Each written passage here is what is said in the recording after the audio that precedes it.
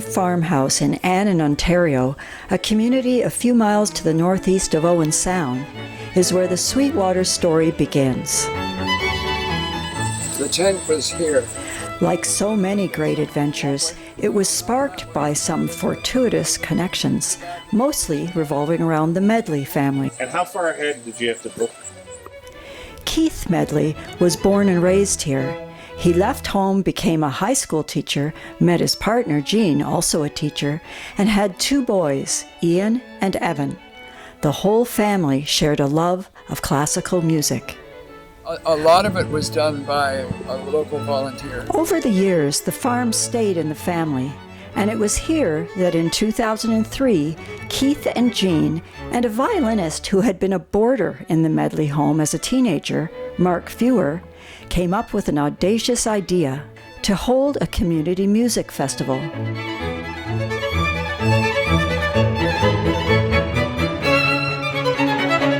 When I was a child, basically when I was 15 years old, I left my home in Newfoundland and I was living in Toronto to further my violin education. And I was living with a family that had a farm up here in Annan. And so I spent an awful lot of time up here with them, summer times, winter times. I have very happy memories actually being out here in the middle of the winter in those moments where in the dead of winter, if you're out and about and you stop in the snow, the sound, that was really magical for me. Mark came into our home from Newfoundland on the heels of having played for Pope John. And he was that good, and he took lessons in Toronto. And he was living with another family to begin with, but they had a number of children. And my wife taught with the woman of the house where Mark initially stayed in Toronto. And she said, not specifically to my wife, but she announced in the staff room, is there anyone who can look after a 17-year-old boy? And Jean came home and we talked about it, and Mark ended up in our basement with our pet rabbit Thistle for 2 years. Mark's relationship with the Medley family continued long after his student years, and one weekend he had an opportunity to perform in the historic Leith Church, a mile or so from the Medley farm. Mark came up to Leith to perform, not through SweetWater, not through the family. And after visiting the church and hearing the sound of the church, he fell in love with that church. And so there was a really big motivation for him to want to have more performances there, because in his words, and I may be misquoting, but I hope I'm not, he said that it was almost like being inside of the instrument because it's such a beautiful sound space. I had all these people telling me I should come and listen to the sound in here. So I came, I brought my violin, played a few notes in here, and I went, how do I not know about this place? This is virtually an impossibly good space for string music. There are not a lot of places like this on the entire planet. This is really special. So because I was so thrilled with it, and the family, the Medley family in Annan, they said, well, why don't you think of doing some event here? Mark and Jean and I met after the concert that he had participated in with the Georgian Bay Symphony. He had 2 or 3 hours before he had to go on to perform in Barrie. And so we just sat around and drank some wine. And my wife, Jane, who is much more influential in this story than perhaps we even sometimes admit, said, wouldn't it be wonderful if we had a music festival here? What do you think, Mark? And after that happened, then the Medley family was like, why don't we start a little festival? And you have to understand that the people telling me this were 2 music lovers, but they were 2 soon-to-be retired school teachers. Mark said, well, if we're going to do it, it has to be top drawer. We had no experience of organizing concert series or fundraising, nothing like that. And we managed before the end of that first summer. And we actually met in 2003, and the first performance was in 2004. And over the course of that summer, we approached local merchants. We talked to friends, and friends talked to friends. There were a couple of significant donations at the beginning. And by the time the summer had got to the stage where we were going to have this performance, we had $7,000. And certainly the neighbors were very, very keen once they'd heard about it. The three of them hatched it. We had been in China that year and arrived home in August. And by the end of the month, we were totally involved in this thing called SweetWater. And we really had the just bare idea of what the big vision was, you know. How do you get it from A to B is really the question we're asking. Mm-hmm. And it's so hard. There are two things that are hard to define. How did we do that? And why did it catch on and have such appeal? Well, that, and then there were all the underpinnings. Yeah. You know, we had to have a constitution. Yes. And we had to have, Which was written by Judy and her husband. and then we had to have a board, and what kind of people did we want on the board? And a charitable number. It goes on and on. Things that you would never think that Yeah. you would have to deal Yeah, with. and that's what Ken and I got involved in, was all of that. We had both belonged, Ken and I had both belonged to a number of other volunteer organizations. I was very involved at the Tom Thompson Gallery, and my husband was on council and was chair of the Children's Aid, and just, so we had sort of that background. I remember we put it all together right around this table with the We board had people members. that we called the SWAT team. Do you remember? Yes. And people that were just interested in helping us. Yeah. And yes, but it often was just one-on-one, and then you talk to somebody else. It wasn't what you could remotely call an organization at that stage.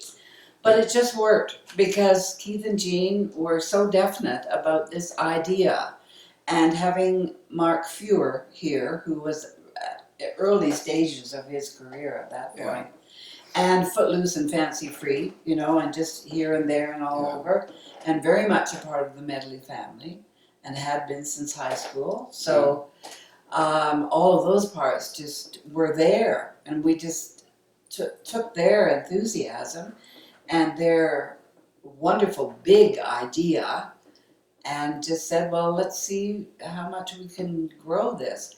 Ken and I thought 5 years. That was our goal. You know, if we can make this thing go for 5 years, we can say, you know, we've done it. But to come up to the 20th year next year is incredible. We always thought it was a real lark. It was fun. We got to know all kinds of people, and we had a good time. And there was always lots of wine, right? Yes. Yeah. And the weekend just flew by. And I mean, there was a lot of planning and a lot of people involved. We filled in the cracks where any, like any small arts organization, it's not so much what you do, it's other related duties. So it was everything from picking up food to delivering newspapers to driving artists, doing shuttle duty from one venue to another, or from their billet to a performance. You know, we were all involved in the performances for the first couple of years. I often did sort of the introductory remarks to the performances. Ian and Dad were always doing things in the background, as was Mum, and I think we can't underline enough how important the volunteers were, and where they would just jump in and help out, whether we needed extra chairs or needed people to drive or a location for rehearsals. I think those were, you know, everyone sort of stepped up and helped out where they could. Yes. Someone in the family has to make the Excel spreadsheet for tickets, and someone in the family maybe makes business cards for the performers that they could hand out at other events. We had flyers that had to be delivered to various locations in Toronto. You know, the RCM would have a stand. You could dump a dozen flyers in. Hopefully somebody would grab it and read about your festival and show up. So all those kind of silly tasks that nobody talks about when they talk about creating an event, they have to get done to create a successful event at some point. It was much more ad hoc in the early days. But I don't think I can add a lot to what the two guys have just said. You learn very quickly that if the organization is going to survive, you're it. Jean, who was, as you say, just so easy with everything and just made people feel very much at home and appreciated. I think she could have had a second career as a fundraiser if she'd wanted to. She was very good at it eventually. But as you said rightly, that she was an operator. She was a project manager, and she had things under control. One of her best qualities was I think she was able to do a lot in her head.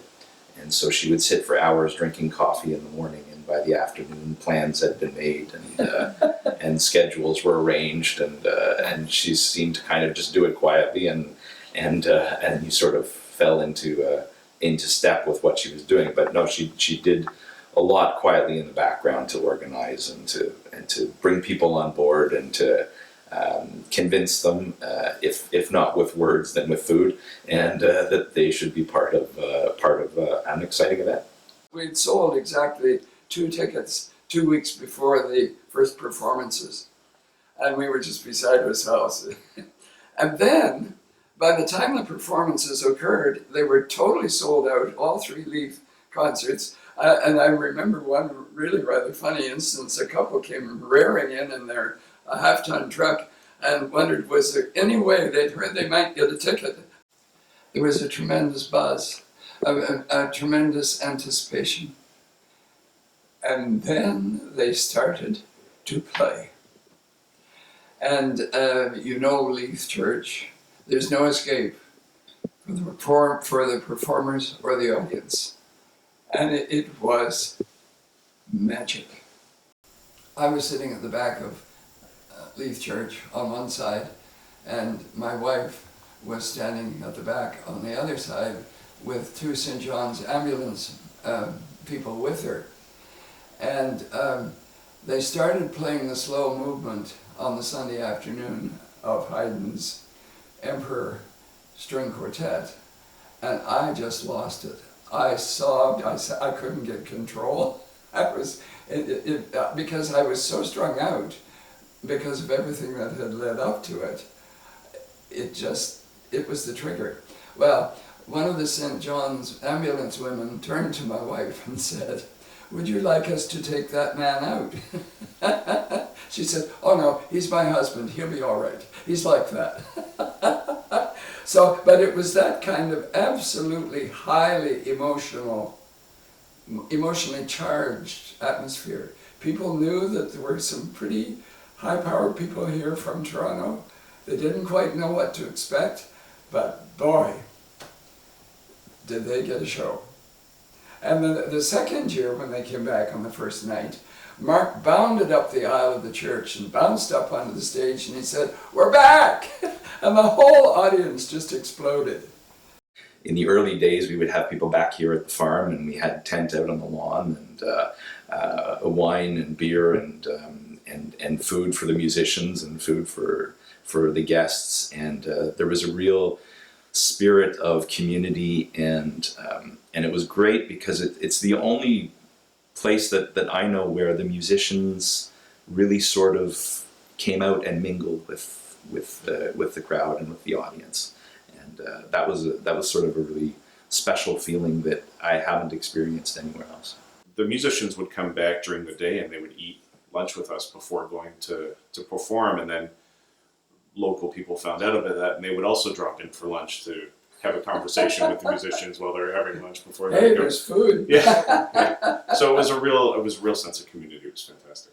Ultimately, when I look back to the early days, basically this succeeded because of their friends and all of those relationships. And I remember Jean going out to ask people for, $50, $100 there, $500 there, whatever. And everybody gave her money because everybody trusted her. That's really what it boiled down to. And I think that's actually really missing in a lot of fundraising efforts these days, the trust factor. People will give money sometimes for having their name on a banner, and that's all fine and dandy and it has its place. But the trust in this community that was engendered through Keith and Jean was massive. And it still is. I mean, they're not, Jean, of course, is sadly no longer with us, and Keith is very much, actively here for every event because he loves it so much. He's not officially part of the organization anymore, hasn't been for years, but, his presence means a lot when he's here because that is a deep connection of all of those relationships from the very first years, of all those asks.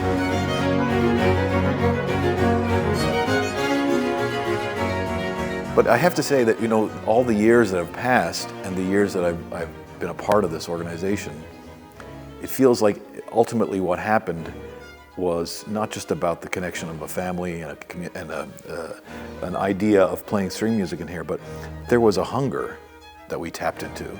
There were people here that were really interested in seeing something like this happen. And then there were people, when they saw how good the experiences were, they wanted to see it thrive. And so that's what I'm doing as much as it's a community wanting to see this exist. And I still, now that I'm back after several years away, it's still very much alive. I credit Edwin with that, of course, but the community here really does love it. And it definitely starts and ends right here. Well, it has changed most of our lives. Sally Rooney, in her novel, Normal People, has a wonderful sentence. She says, "In spite of everything, life serves up moments of great joy." And I think SweetWater has been a moment of great joy. Many moments of great joy. Some hard work, etc. But the bottom line is joy.